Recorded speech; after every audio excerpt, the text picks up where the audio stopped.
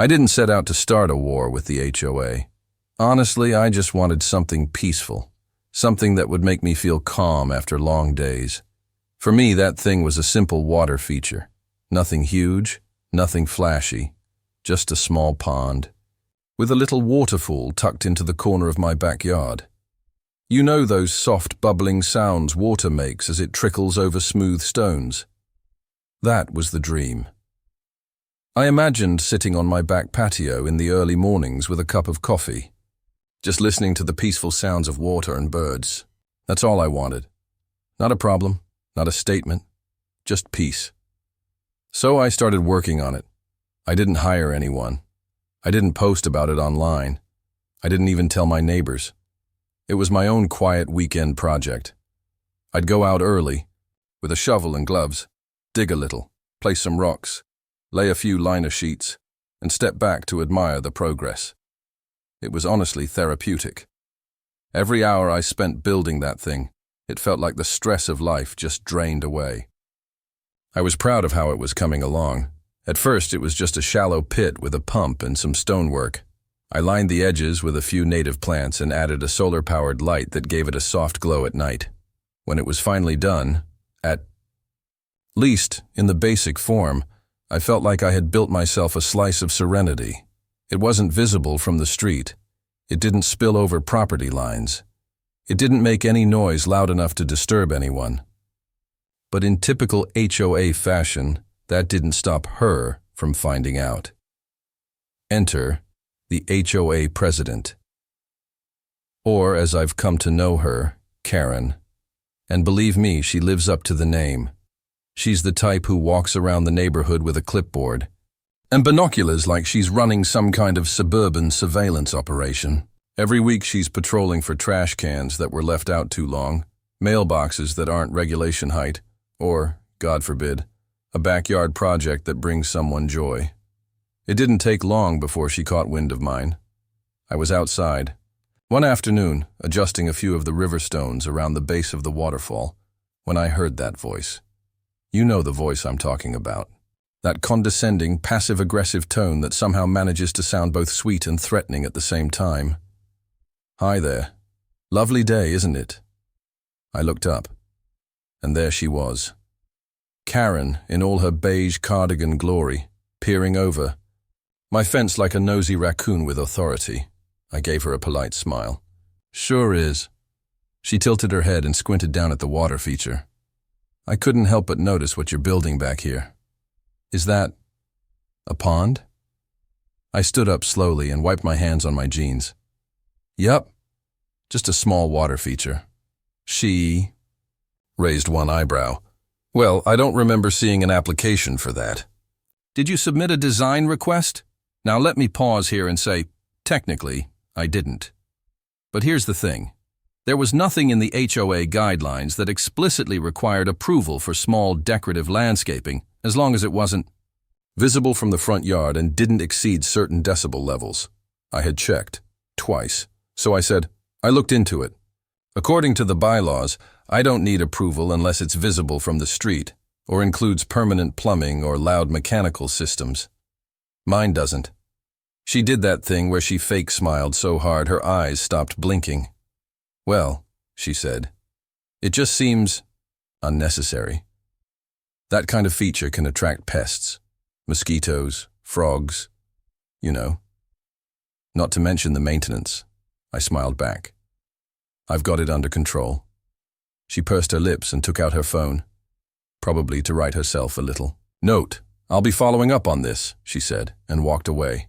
That's when I realized this wasn't over. Not by a long shot. What had started as a peaceful little hobby had officially made its way onto Karen's radar. And once something gets on that radar, it's only a matter of time before you're hit with a formal letter, a violation notice, or some kind of ridiculous, mandatory compliance meeting. But here's the part she didn't know. This wasn't just a pond to me anymore. It was a symbol. It was mine. And I wasn't going to let anyone, least of all a power-tripping HOA president, tell me that something designed to bring me peace was unnecessary. That word stuck with me, by the way. Unnecessary, as if beauty, peace, or joy had to be justified with utility, as if everything in your yard had to serve a purpose beyond just making you feel good. That was the moment something shifted in me. I realized that if she thought this was unnecessary, she hadn't seen anything yet. I didn't start this to make a point. But now? Oh, I was going to turn this water feature into something legendary. Not just for me, not just to prove Karen wrong, but because everyone deserves a little slice of sanctuary in their life, and no HOA rulebook was going to take that away from me. I knew she'd be back. After that first little passive-aggressive exchange, Karen disappeared for a couple days. But I knew she wasn't done. That woman treats neighborhood complaints like a full-time job, clipboard in hand, lips pursed so tight it looks like she's permanently tasting lemon juice. And sure enough, 3 days later, I heard the dreaded double knock. Not on the front door, on the side gate. She didn't even bother coming to the front like a normal person. No, she marched herself right up the side of my house, past the bushes, and banged on the wooden gate like she had a warrant. I was out back pruning some of the ornamental grass around the pond when I heard it. Knock, knock. Pause. Knock, knock, knock. It was the knock of someone who believed they had authority. Spoiler. Alert, she didn't. I sighed, wiped my hands on my shirt, and opened the gate. There she was, clipboard in hand, sunglasses on even though the sky was mostly clouds, with that signature HOA smirk. "Good afternoon," she said, like it was a challenge. I stayed calm. "Hey," she wasted no time. "So I reviewed our architectural standards and I have some concerns about your water feature." There it was. I crossed my arms, staying casual. I thought the guidelines said decorative landscaping under 24 inches high and not visible from the street doesn't require submission. She pulled out a few printed pages from her clipboard like she was trying to serve me legal documents. Section 3.2b references any permanent structure or landscaping alteration involving excavation or significant modification of terrain. That includes ponds. And this, she pointed behind me with a freshly manicured nail, is excavation. I tilted my head. "Karen, it's 18 inches deep." Her eyebrows raised, clearly not used to being challenged. "Be that as it may, it still alters the existing grade and introduces a potential liability for the community." Now I was irritated. "It's on my private property." "Yes, but if a child wanders in, then their parents should be watching them." That one hit a nerve. Her nostrils flared just a little. "Look, I'm not trying to be the bad guy here." I actually laughed. "You're doing a great impression of one." She blinked, stunned for a second, and then she pulled out the kicker. "You'll be receiving a formal violation notice in the next few days. It'll outline the steps required to bring your property back into compliance. Removal of the water feature will be expected within 10 business days of receipt." And just like that, she turned and walked away like she'd just dropped the mic. I stood there, heart pounding, not with fear, but with pure disbelief. Remove the water feature? After all the work I put in? After following every stupid bylaw and making sure it wasn't visible from the front of the house? After building something that didn't hurt anyone? No. Absolutely not. This wasn't about rules. This was about control. She didn't like that I had created something she didn't approve. And now she was flexing her little HOA badge like it meant something. And the worst part? I knew she'd try to get the board on her side. So I got to work, not with a sledgehammer, like she probably hoped. Oh no, I did the opposite. I printed out every single page of the HOA guidelines, highlighted every clause about landscaping, water features, property lines, and structures. I even made a binder. A binder, Shoaib. That's how deep I was in. Then I sent an email to the HOA board, not just Karen, outlining exactly why my water feature complied with the rules. I attached pictures, measurements, and the exact section of the guidelines that supported my position. I was polite, professional, and just petty enough to CC all the neighbors who lived adjacent to my property. Guess what happened? Nothing. Radio silence, not even a "we'll look into it." That's when I realized she wasn't done yet. Karen doesn't fight fair. She fights quiet. The kind of quiet that builds behind the scenes, with hushed conversations and shady vote-pulling from board members who owe her favors. Sure enough, the letter came a week later, plain white envelope. HOA logo. Notice of violation. I opened it right there at the mailbox. Dear homeowner, it began. It has come to our attention that your property is currently in violation of architectural standards, specifically installation of an unapproved water feature, blah blah blah. What caught my eye was this part. Failure to remove the feature within 10 business days will result in fines of $100 per day until resolved. That was it. The line in the sand. Karen wanted a fight. She was going to get one, but not in the way she expected. I didn't argue. I didn't show up at the next board meeting with pitchfork energy. I didn't write a passive-aggressive letter in return. Instead, I went out that same evening, picked up a few pond-safe plants and, get this, bought fish. Yup. If she thought the water feature was unnecessary, she clearly didn't understand what I was building. This wasn't just some decorative backyard pond anymore. I was about to turn it into a sanctuary. I introduced 5 koi fish to the water, each more colorful than the last. I named one of them Karen. You can guess why. I installed a small mesh cover to keep them safe, and added a "do not tap on glass" sign just for kicks, even though there was no glass. Then I printed out a new sign and staked it proudly next. To the edge of the pond. Private fish sanctuary.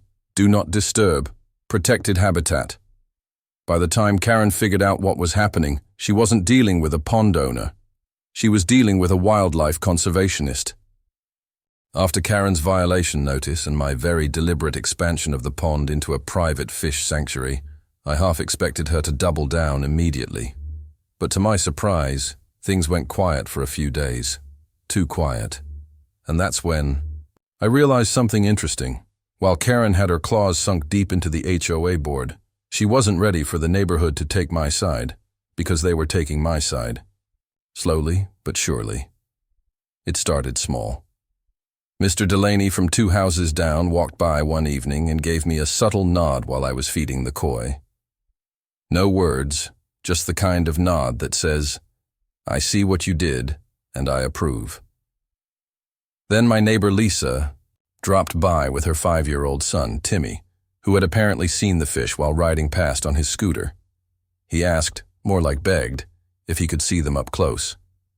I smiled and said, "Of course," and gently guided him to the edge of the pond where the fish swam lazily beneath the surface.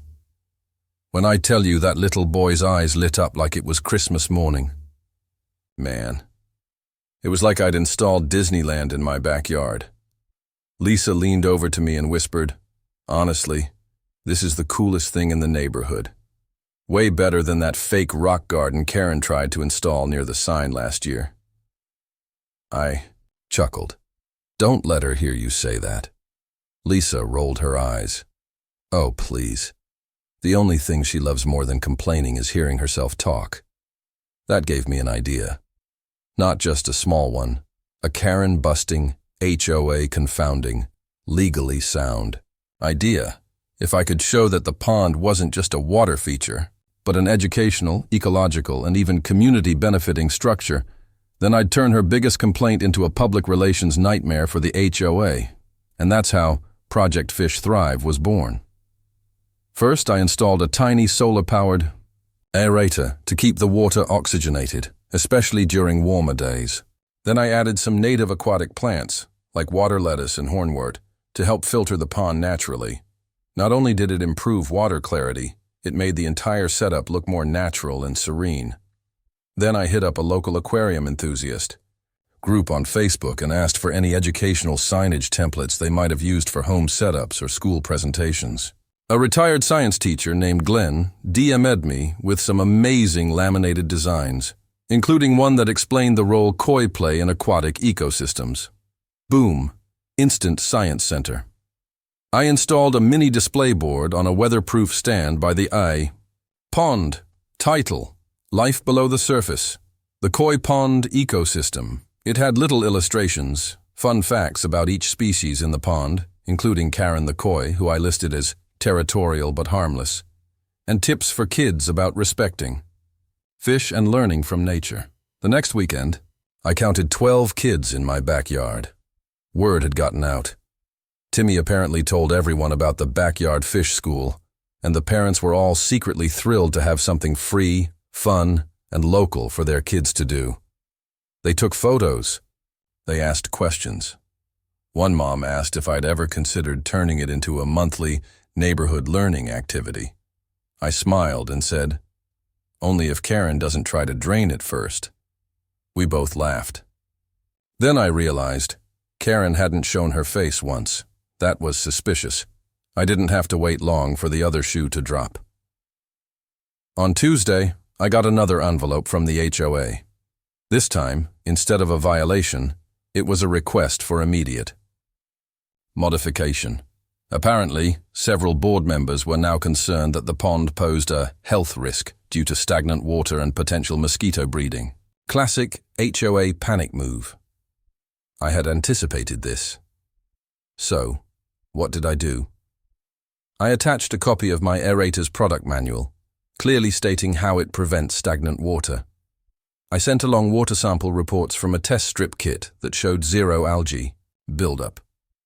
And just to be extra, I CC'd the local environmental science department at the nearby community college. I ended the email with, "As the caretaker of this small ecosystem, I am happy to host any board members interested in learning more about sustainable water management and native aquatic habitats. Snacks and pond tours available upon request. Petty, a little, effective, extremely." 2 days later, I saw Karen standing across the street, arms folded, just staring at the fish sanctuary, not saying a word, not taking pictures, just staring, and then she walked away. No knock, no envelope, just frustration bottled up in a pantsuit. But that wasn't the end of it, not even close. Because on Saturday morning, I opened my inbox to find a message from the HOA board secretary. Not Karen, someone else. Here's what it said. "Hi there, I just wanted to say, off the record, I think what you're doing with the pond is amazing. I've been trying to push for more community-involved projects, but it's hard with certain personalities on the board. Keep doing what you're doing. You have more quiet support than you think." I sat back and smiled. Karen had painted herself into a corner. What was she going to do now? Tell the neighborhood kids they weren't allowed to visit a fish sanctuary? Shut down an eco-friendly, educational, private backyard feature because she personally didn't like it? She couldn't say it was unnecessary anymore, because the fish were thriving, the plants were blooming, and my inbox was now full of neighbors asking when they could bring their kids over to see Karen the Sea. Koi. It was becoming something bigger than me, bigger than revenge. This was suburban protest, with koi fish. It started as a way to prove a point, a water feature, a peaceful little koi pond, but somewhere along the way, it became more than that. My backyard was now the unofficial neighborhood hangout, not the loud, rowdy kind, no trampolines or bonfires, but a tranquil corner of nature where kids came to learn, laugh, and lean over the water to watch fish with wide, curious eyes. And that was the moment I decided to double down. Not out of spite, well, maybe just a little, but out of a genuine realization. If the HOA wasn't going to support the idea of community, I was going to build one myself, fish by fish. So I started organizing. The first thing I did was make an open invitation. I created a flyer, yes, a real flyer, bright blue, cartoon koi at the top, that said, "Fishy Friday. Come see the koi, feed the fish, and learn about pond life. Hosted in my backyard, this Friday, 4 p.m. to sunset. Snacks, fish facts, and fun. Parents welcome. HOA grumps? Not so much." I printed 20 of them and dropped them into the mailboxes of neighbors I knew weren't part of Karen's Karen clique. And let me tell you, I had no idea it would blow up the way it did. That Friday at 3:45 p.m., I looked out my kitchen window and froze. There were already 10 people standing outside my gate. By 4:15, there were 30. Parents, kids, even a couple of teens who looked way too cool to be interested in fish, but there they were, quietly impressed with the setup. One of them said, "Yo, this actually looks kinda dope." And I took that as the highest possible compliment. I'd laid out a table with lemonade, animal crackers, and a stack of laminated fish fact cards I made the night before using Canva, and way too much printer ink. I'd even made little name tags for the koi. Karen was of course the big orange one with attitude, and Lil Timmy was the energetic white and gold guy that always swam up first. I gave a short, informal tour. "This is hornwort. It helps keep the water clean. See that little black fish? That's a mosquito fish. They eat larvae and help control bugs. Did you know koi can recognize their owners and learn feeding routines?" The kids were hanging on every word. Even the parents looked impressed. Then, halfway through the event, someone tapped me on the shoulder. It was Lisa again, Timmy's mom, and she said, "Okay, you have to come see this."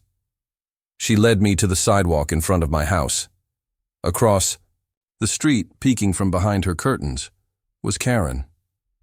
I swear I could feel her blood pressure rising from 50 feet away, and what made it even worse, for her, was that no one had invited her. She was watching it all from a distance, powerless, excluded, and completely out of control. A suburban dictator dethroned by a koi pond. But the best part, I had every inch of this event documented. One of the parents, Kendra, whose son was feeding. Karen the koi with careful hands was a part-time blogger. She asked if she could take pictures and do a write-up. I said absolutely. And oh, she delivered. By Saturday afternoon, there was a post titled, "How a Backyard Koi Pond Brought Our Neighborhood Together, Despite the HOA Trying to Kill the Vibe." It had photos, quotes from the kids, and even a short video of me explaining the aerator system. People started sharing it. Not just neighbors, but folks from the next neighborhood over. A local community Facebook group picked it up, and that's when the messages started rolling in. "We need this in our area. Our HOA would never let this happen. Why is this so wholesome? Suburban rebellion at its finest." Karen must have seen the blog post too, because 2 days later, I got a letter. This time, it wasn't from the HOA board in general. It was from Karen personally. Typed, signed, and passive-aggressively titled, "Regarding Unapproved Backyard Gatherings." She claimed my Fishy Friday event constituted an unsanctioned public gathering and violated noise ordinances and community regulations related to the use of residential property. I laughed out loud. There were no speakers. No amplified sound, just kids talking and koi swimming. If anything, it was quieter than a Saturday afternoon barbecue. But I wasn't just going to respond, I was going to respond in style. I printed out copies of the city's noise regulations, highlighted the relevant quiet hours, none of which we violated, attached witness statements from 3 parents, and added screenshots of Kendra's blog post. And then I added one final line. If promoting nature education, ecological responsibility, and community building is a violation, then I'd rather be in violation than in your good graces. See you next Friday. Mike dropped. That week, even more people showed up. We had to stagger the crowd, so I added time slots. The kids started calling it fish school. One dad asked if I could do a mini science talk for a homeschooling group. And I said, sure, but only if we name me one of the fish after you, he agreed. Big Steve is now the official name of the black and gold koi with the chillest attitude. But here's the kicker. That night, I got a DM from a local news anchor. Just 5 words. Is the fish sanctuary real? I replied. 100% real, and Karen hates it. When I first dug the hole in my backyard for the koi pond, I didn't think I was building a movement. I thought I was building, well, a koi pond. But now? Now I was giving interviews. Let me back up. The DM from the local news anchor wasn't a prank. It was real. They were working on a weekend segment called Unlikely Heroes, the faces behind community change. And apparently, someone had sent them Kendra's blog post. It had been shared over 4,000 times. My koi pond, my koi sanctuary, was making waves in places I never expected. The reporter, Ava, asked if they could send a small crew to film an interview and get a few shots of the pond during the next fishy Friday. I hesitated for maybe 3 seconds. Then I said yes. Why? Because deep down, I knew it would absolutely drive Karen insane. That Friday, I trimmed every bush, cleaned every stone, even hand-wiped the glass of the underwater viewing box I'd added the week before. Yes, I had installed an underwater window. These fish were celebrities now. They deserved the VIP treatment. The crew showed up with one camera guy, a sound person, and Ava, the anchor. They were way cooler than I expected. Not the stiff shirt, news at 6 type, but chill and genuinely curious. Ava knelt down by the edge of the pond and said, "Wow, this is actually beautiful. I thought it would be smaller." I gave her the full tour, Big Steve, Lil Timmy, Karen the Koi. I explained how I'd used repurposed rainwater collection to help fill the pond sustainably, and how the filter system mimicked natural ecosystems. Ava raised her eyebrows. "You're not just being petty. You actually care about this." I smiled. "Oh, I'm definitely being petty, but I also care." The segment aired that Sunday. I didn't even know it was going to be in the A block, the top story, until I got a dozen texts 5 minutes into the broadcast. The title? Backyard Pond Sparks Neighborhood Battle and Community Magic, the TO. Opening shot was a slow-motion pan across the koi swimming beneath glimmering sun rays, with Ava narrating, "In this quiet suburban neighborhood, one man is fighting the HOA with fish." I laughed so hard I nearly choked on my popcorn. They showed footage of the kids feeding the fish, parents chatting, a time-lapse of the pond lighting up as the sun set. And of course, a short clip of me saying, "They said the water feature was unnecessary, so I made it essential, iconic." The internet loved it. By Monday morning, I had over 200 new followers on Instagram. My inbox was full of messages from people in other states, other countries, saying things like, "I'm in Canada, and our HOA just banned hammocks. You're an inspiration. Please start a YouTube channel about this pond. I want to see the fish every week. Petty, peaceful resistance is my new religion." But the best message? It was a certified letter from the HOA. Hand-delivered, stamped, sealed. I braced myself. I opened it, and I nearly fell over. It said, "Due to recent attention and positive community engagement, the HOA has voted to revisit previous restrictions regarding water features and educational backyard programs. Your koi pond will now be considered an exception to current guidelines." Let me say that again. They backed down. Karen lost. She didn't resign from the HOA, but she was noticeably absent at the next board meeting. Word got around that she was taking time to reflect and avoiding public exposure, which is HOA speak for hiding in her living room surrounded by blackout curtains and a gallon of Chardonnay. And me? I was already working on the next upgrade. I'd been in contact with a local high school's biology teacher who was interested in bringing students by for a hands-on eco lesson. I also got in touch with a nonprofit that installs urban ponds for underprivileged schools. They loved the story. They asked if I wanted to be an ambassador for the cause, all because Karen didn't like the sound of trickling water. The irony is beautiful. But here's what I learned through all of this. Sometimes the best way to win isn't to yell louder, or file lawsuits, or make threats.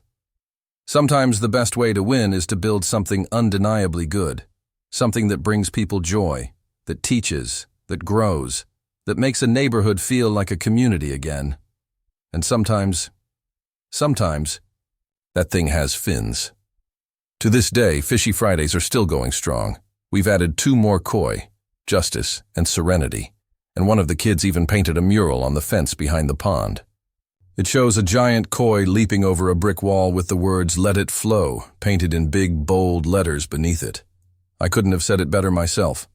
So if you're out there dealing with an overbearing HOA, a Karen with too much time on her hands, or a rule book written in passive aggression, don't get mad, get creative. And if you ever need ideas, you know where to find me. I'll be by the pond.